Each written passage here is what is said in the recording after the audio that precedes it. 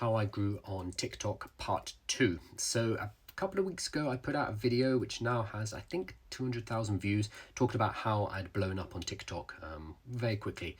So I've been on TikTok, taking it seriously for 4 weeks now. In my first week or two I had a video that went to 3 million views, and shortly after I posted a video saying this is how I think I did it. I'm no expert, obviously. I've only been on TikTok for 4 weeks, but I thought I should at least relay what seems to be working to me, so that for any other business owners, any other entrepreneurs or people who want to start a business, they'd at least have that information.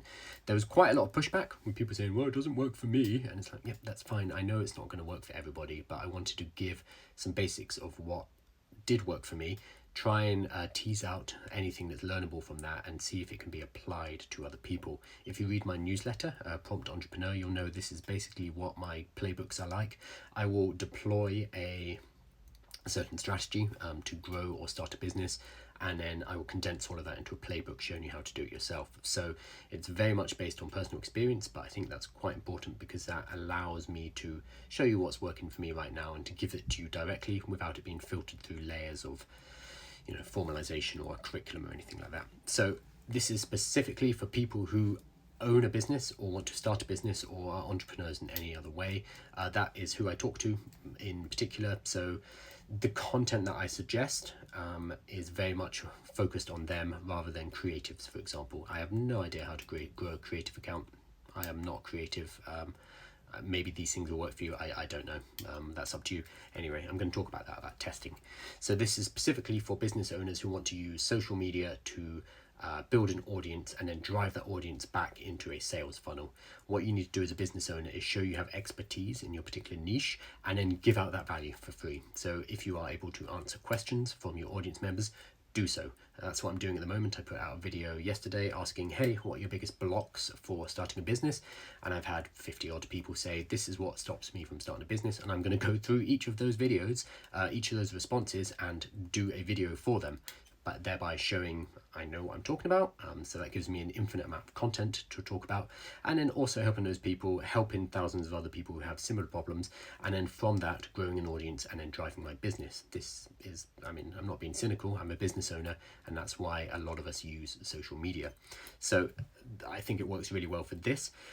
Because of that, I suggest the format you use is what I'm doing right now. You talk to camera, you have minimal or zero edits, you have basic lighting. There's nothing fancy about it. It's just like you're sitting with somebody and they are answering your questions. So when I meet with a client, for example, they'll have certain questions about AI implementation, and I'm able to, over coffee, basically explain what it is they should be doing, and then we have that conversation. You should be using social media for your business in the same way, where you are accessible and you are a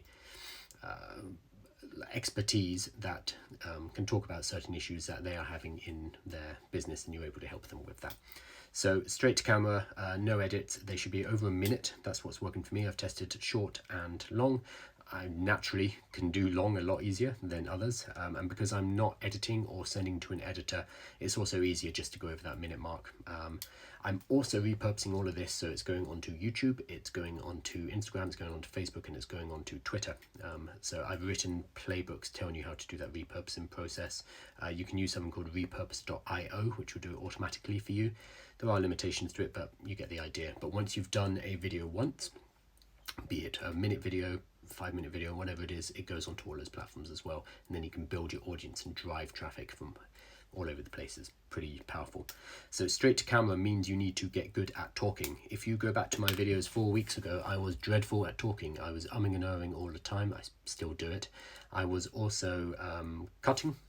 So you'd see me reaching, tapping the button, coming back and forward, and it wasn't particularly engaging. Over the last 4 weeks, by sitting down and recording every single day for a couple of hours a day, because this is a really big priority for me right now, I have got much better at speaking. And this is not just speaking to camera, but also public speaking. I've just become more fluid in how I speak because I'm putting in the reps, I'm putting in the work to get good at it. So it's not terribly surprising. So over the last 30 days, if I'm doing, 2 hours a day, maybe 60 hours of practice, and the more I do it, the better I'm going to get. I do not worry about the fact that my first videos are not fluid. I do not worry about the fact that my first videos are a mess. it is what it is, because you get better as you go. If you really want, you can go back and delete all your old videos. I wouldn't recommend it. If you go and look at Gary V, so Gary Vaynerchuk's first videos, for example, they're dreadful. Like, he's stuttering, he's all over the place, it's a mess, but he's left them up, and it's really useful for posterity, because you can compare how he was 15 years ago or more compared to how he is now. I recommend it for anyone that you respect and you love their style when they deliver information. Go and look at their first videos on YouTube and you'll realize you have to start somewhere, so you will get better. So based on format, which is talking to camera, and the fact that you're going to get good at just delivering information to camera like this, these two factors mean that it's quite easy to do volume.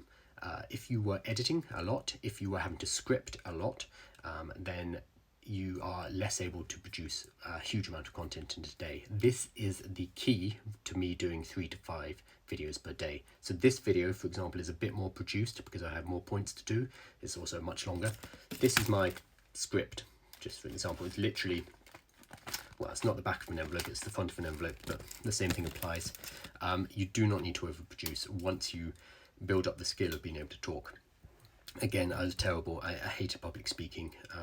Prior to doing this for a month, you can build that skill, anyone can. So the volume works really well because you're able to do talking heads, you're not doing much editing, you are keeping it super simple. And then the next point is you need to test. Don't listen to anything that I say or anyone else says. You need to go and test it yourself. There are lots of gurus who are selling you, certainty, but they don't really know. They don't know your account, they don't know your content, they don't know your market, they don't know your niche. So there's nothing they say is going to be 100% applicable to you. That's why I'm saying what I'm teaching you now, what I'm telling you now is what has worked for me personally. Am I doing it the best I can? No. That's why I'm continuing to test. So the first test I was doing is volume. How much can I put out and how does that affect? I found that about 3 videos a day is doing really well for me. I did test with other volumes as well. The second was the background.